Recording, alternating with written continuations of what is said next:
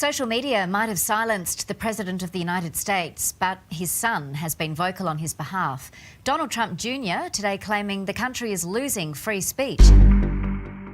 Donald Trump Jr. hit back in a Facebook video. And doing your thing, I wanted to talk a little bit more today about internet censorship. I keep seeing, more and more stuff popping. So, okay, I see people jumping in. So I'll take my time. But we're going to talk about internet censorship today. Again, I did a little post on this last night.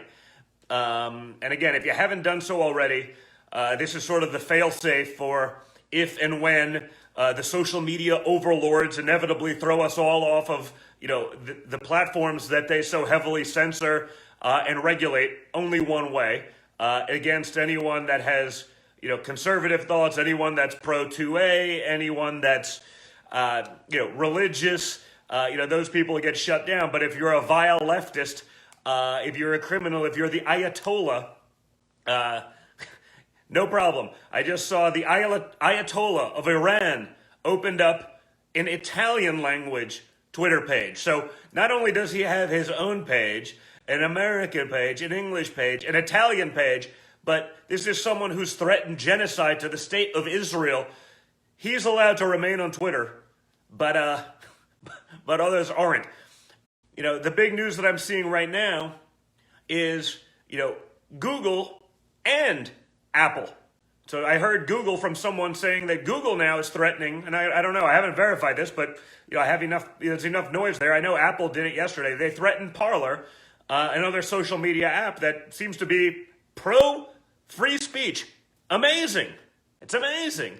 That someone would be pro-free speech in 2021. I didn't think that existed anymore in America. Big tech effectively eliminated that very basic American right so that we can keep this going and that we can actually fight for free speech in America. I mean, it's a sad day when you're literally talking about losing free speech. It's a sad day when big tech has more power than big government, that they can censor the president of the United States. Again, while letting dictatorial regimes that make a hobby out of killing people they don't like, they let them run free and rampant.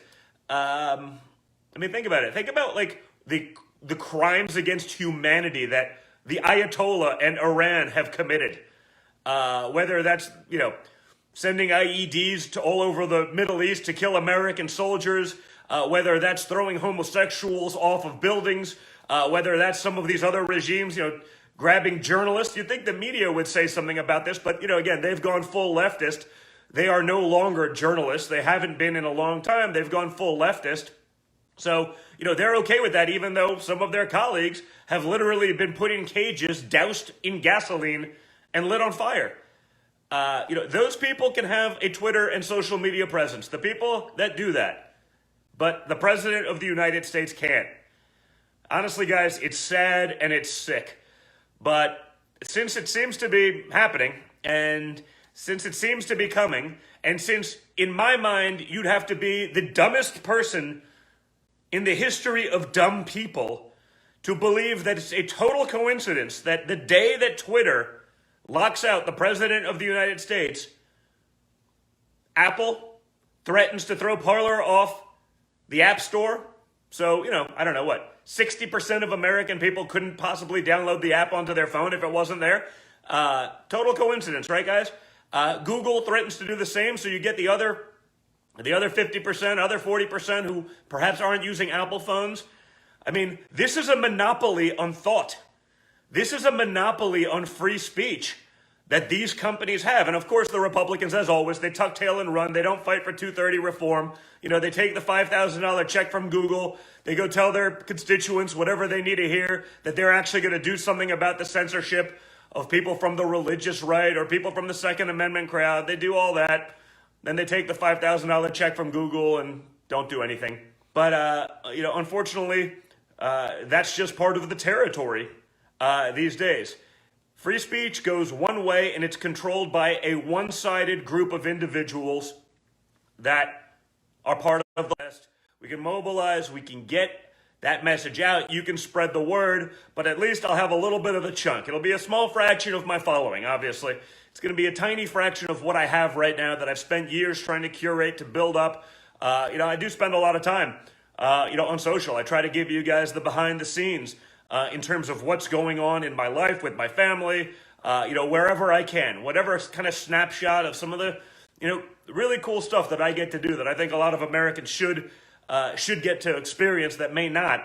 I want to keep doing that one way or the other. You guys have absolutely been awesome.